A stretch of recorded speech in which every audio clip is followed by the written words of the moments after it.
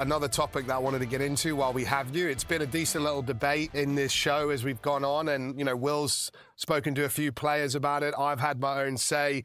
But just as someone who's another international, talking about the balance between domestic and international players in the MLR, and, you know, are there too many internationals in at the moment? You can have 10 foreigners in your 23. A lot of teams have more than that and then condense down.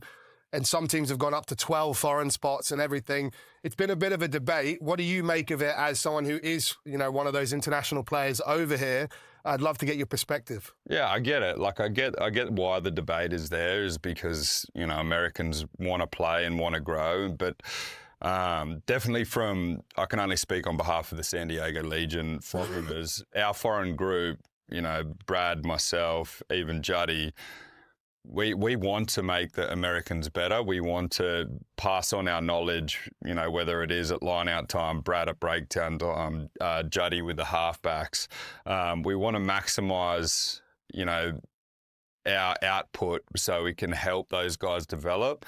And competition in those positions makes everyone better, right? So if they're getting exposed to better players, it's only going to bring the standard of the Americans up.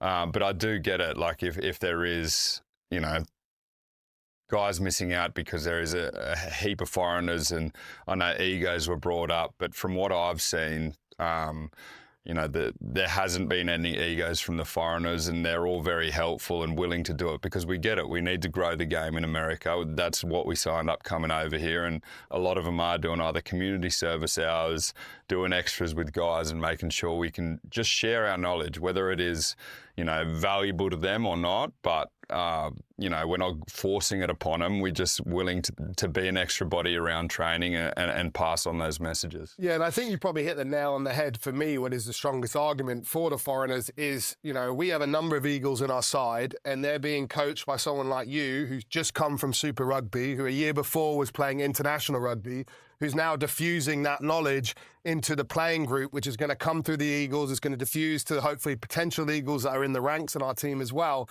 And that's where I think the strongest case for the foreigners are. You know, there's other sides to the coin that I've talked on with Will before, which is, you know, the fact that, you know, you're reducing maybe the American player pool by having some, you know, amount of foreigners. But then you make the argument with 11 teams, is our American player pool where it needs to be to fill all 11 teams to the capacity that you'd want enough Americans playing in the competition?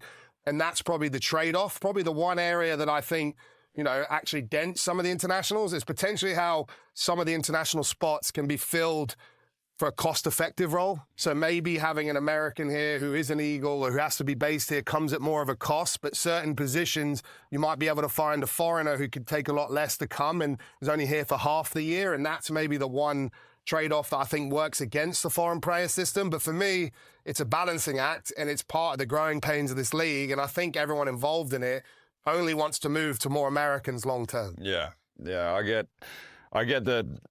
You know, the end goal is to grow the Eagles and put them in a really good spot moving into that, because I know the goal should be that 2031 World Cup at home and Eagles qualifying for that and making a good run. But I get the development of the Americans and everything that they're wanting to achieve there. So I understand both sides of the argument, because if I was an Australian and they were just importing people into the Waratahs, I'd have the too. So just making sure that, you know, the people that they do bring in are quality and wanting to actually help, you know, the pathway of American rugby get to where it wants to get to.